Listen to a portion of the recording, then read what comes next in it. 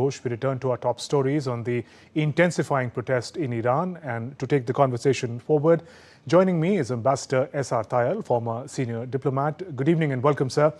Now, Iran has witnessed a few mega protests in the past decades against the Khamenei regime. What is your read on the present uprising? How's it different?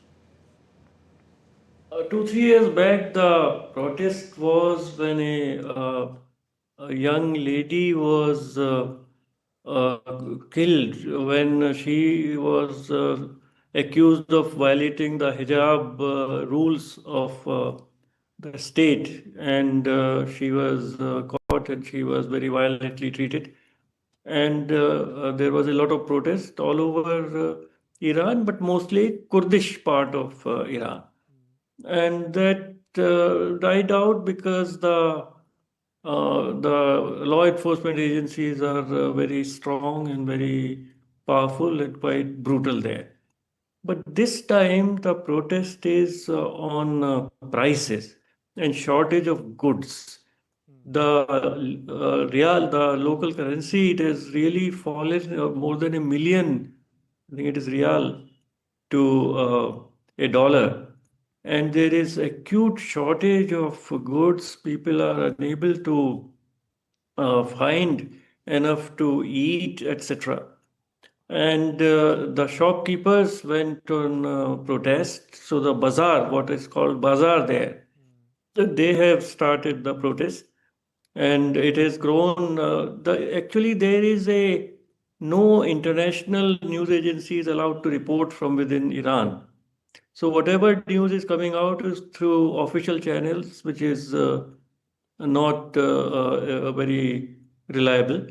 And even generally, it is said that perhaps 12, 13 cities the protests are going on. But wherever protests are going on, the internet has also been blocked. So there is hardly any real information coming out of Iran. But the fact remains that Iran today is in a much weaker position than what it was even 3 years earlier. They have their one ally, Syria, Assad government has fallen. Then Hezbollah has been quite weakened, if not fully demolished, in Lebanon. And their third ally in West Asia, in Gaza, Hamas is under tremendous pressure and more or less decimated by Israel. So, as far as the international profile of Iran is concerned, at present it is quite weak, and Iran itself was attacked by United States and Israel last year, and their nuclear assets were quite damaged, if not fully demolished. So the regime is under tremendous pressure, but they have a very strong law enforcement apparatus. So it will be contained, and I do not really expect that there will be some kind of a regime change, etc. But it shows the weakness of the regime and the growing gulf between the ruling Ayatollahs and clerics and the masses on the street. Okay, Ambassador, staying with the economic crisis that you mentioned, the currency Rial has sunk to a record low. The inflation is around 40% as per the data available. Now, with crippling international sanctions added to that, there appears to be no easy way out for the Iran administration to take the country out of the crisis. Yes, there is no easy way out because their oil remains under sanctions. Even India is unable to buy oil from Iran, and only China and some other countries are buying from Iran. So the economic lifeline can come really from China and maybe to some extent from Russia. And there was some elements of some kind of a understanding between Iran and Saudi Arabia also last year, which have been bitter enemies in the past. But it does not have a very strong economic dimension yet. But Iran, to an extent, is isolated, but it is trying to build bridges with the Gulf countries, both with the UAE and and Saudi Arabia.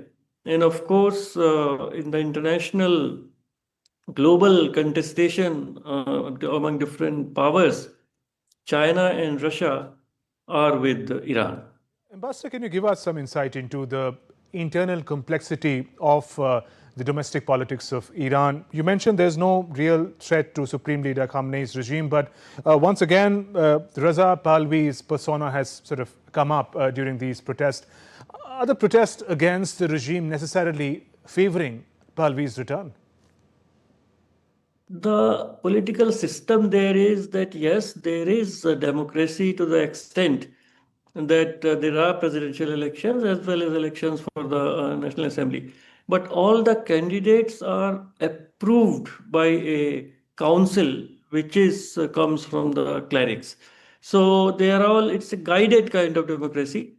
And that's why it does not fully and truly reflect the opinion of the masses, that is of the people. That is one part. But yes, there were some slogans heard in favor of the deposed Shah Raza Pahlavi. But I do not really think that it can gather a lot of momentum because there is no organization or no body which really can support the return of the Shah. It is just an expression of dissent and frustration and anger against the present regime. Right. Now, one of the reasons one could say these protests become powerful is the manner in which US President Donald Trump appears to be putting his weight behind the protesters. He's warned Iran against attacking the protesters. But if Venezuela was about oil, when Donald Trump says US is locked and loaded for Iran, what is President Trump seeking here? President Trump had once tried to open some channels of communication with Iran and said that he can come to some agreement, but Iran is very much against America, which it called the Great Satan. So there is no possibility at present. And after all, United States attacked Iran's nuclear facilities, and Israel could also attack only with the United States' help. So there is no prospects of any kind of understanding between United States and Iran. And yes, President Trump has threatened Iran with air attacks in case it acts against the protesters. And yes, President Trump's words should be taken seriously. And the world must now has now realized that he can also should be taken literally.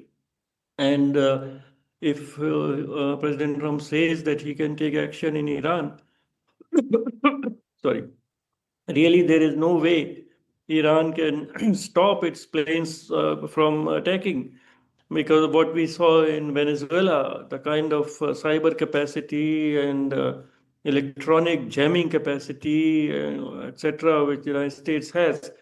I would think that Iran will not have any match for that. Ambassador, So finally, yeah. Finally, how should India be looking at these developments concerning US and Iran? See, India has good stakes in Iran. We want the Chabahar port to operate.